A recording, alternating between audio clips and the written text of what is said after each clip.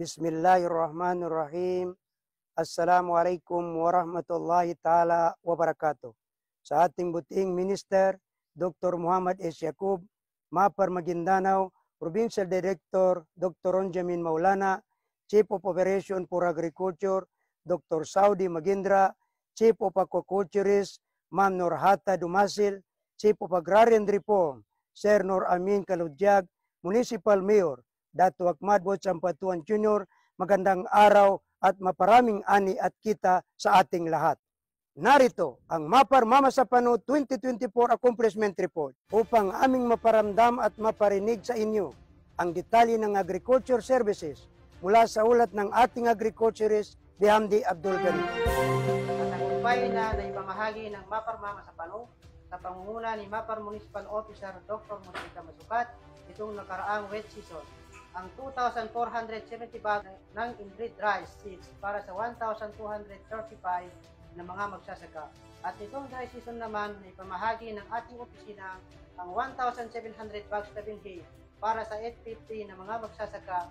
Sa kabuuan, nakatanggap ang bayan ng Mama Sapano ng 4,170 bags na binhi mula sa Philippine Rice Research Institute, PhilRice, sa ilalim ng Rice Competitiveness Enhancement Fund Seed Program ngayong taon bilang karagdagang tulong sa mga magsasaka.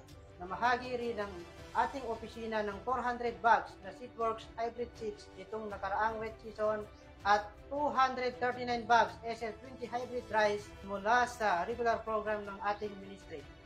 Bilang bahagi ng tulong sa mga apektado ng kalamidad, namahagi ang Mapar Mama Sapano at ibang farm systems upang maibangon ang kabuhayan ng ating mga magsasaka. Kabilang sa mga naipamahagi, fertilizer, foliar fertilizer, insecticides, herbicide, hybrid corn seeds, at associated testing.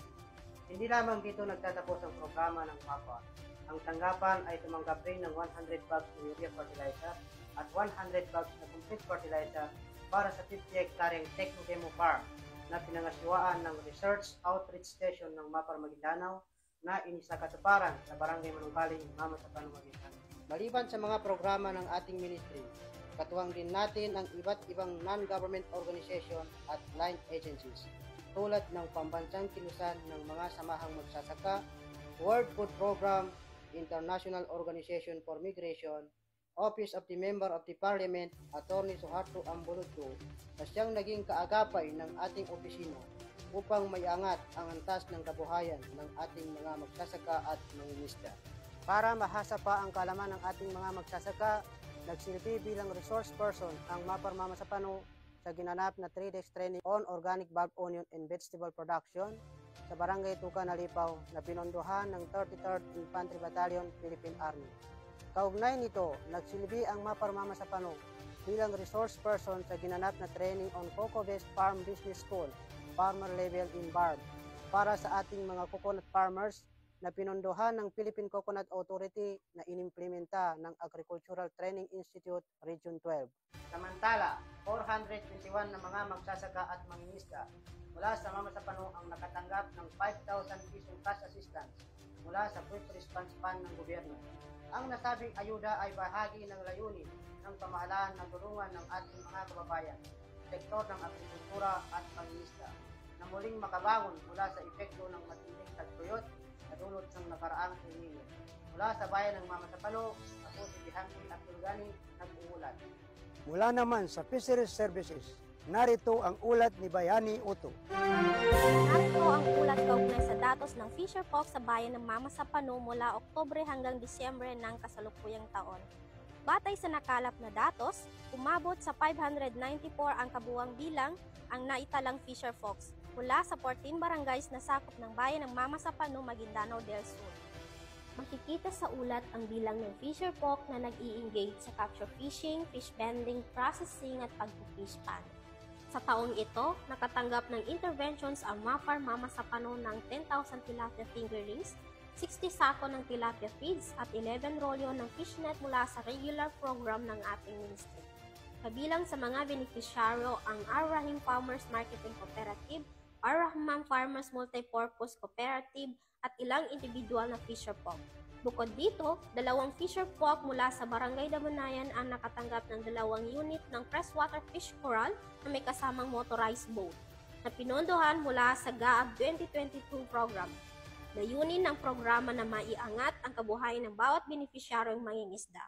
Mula sa bayan ng Mama Sapano, nag-uulat Bayhani Otto. Ang Agrarian Reform Services mula sa report ng ating ARPT Engineer Joher Giafar. Nagawa ng Ministry of Agriculture, Fisheries and Agrarian Reform o MAFAR Maguindanao, katuwang ang MAFAR Mama Sapano ang isang subdivision survey sa Barangay Pidsandawan para sa bagong Inday Land Holdings na may kabuuang sukat na 11.5 hektarya. Ang layunin ng survey na ito ay upang matukoy ang eksaktong pagkakahati ng lupa upang may pamahagi sa bawat kwalipikadong agrarian reform beneficiary o magsasaka. Bago na isakatuparan ang survey activity, nagsagawa ang MAFAR Mama Sapano ng serye ng mga pagpupulong, investigasyon at koordinasyon sa local government unit, barangay local government unit at maging sa mga local na commander ng MILF. Ang koordinasyong ito ay mahalaga upang masiguro ang maayos at ligtas na pagsasakatuparan ng aktibidad. Ang survey activity ay isa lamang sa maraming hakbang ng MAFAR upang maipatupad ang Comprehensive Agrarian Reform Program sa Mama Sapano. Sa tulong ng maayos na koordinasyon at suporta mula sa iba't ibang sektor, inaasahang matutulungan nito ang mga magsasaka na magkaroon ng sariling lupa at mas mapalago ang kanilang kabuhayan. Samantala, sa ilalim naman ng support services, particular ang MAFAR Juicer Program, tumanggap ang Ar-Rahman Farmers Multipurpose Cooperative, isang agrarian reform beneficiary organisasyon o ARBO ng mga makinarya at kagamitan. Kabilang dito ang 2 egg incubator, isang hammer mill, isang feed mixer at 2 feed pelletizer. Sa pamamagitan ng mga inisyatiba tulad ng Subdivision Survey at MAFAR Juicer Program, patuloy na tinutulungan ng MAFAR ang mga magsasaka sa Mama Sapano upang maitaguyod ang kanilang kabuhayan at karapatan sa lupa. Isang hakbang tungo sa maunlad ng agrikultura at mas magandang kinabukasan. Mula rito sa bayan ng Mama Sapano, ako si Joher Giafar, nag-uulat para sa 2024 MMO's Assessment. Inyong napakinggan ang 3 malaking serbisyo ng MAFAR Mama Sapano. Ako si Mudrika Masukat, MAFAR Municipal Officer, ay nag-iwan ng katagang ang pagkakaisa at sabay na hakbang tungo sa kabuhayan ay may maidulot na magandang kinabukasan ng ating maliliit na magsasaka at mangingisda. Maraming salamat. Wabillahi taufiq walhidayah. Assalamualaikum warahmatullahi taala wabarakatuh.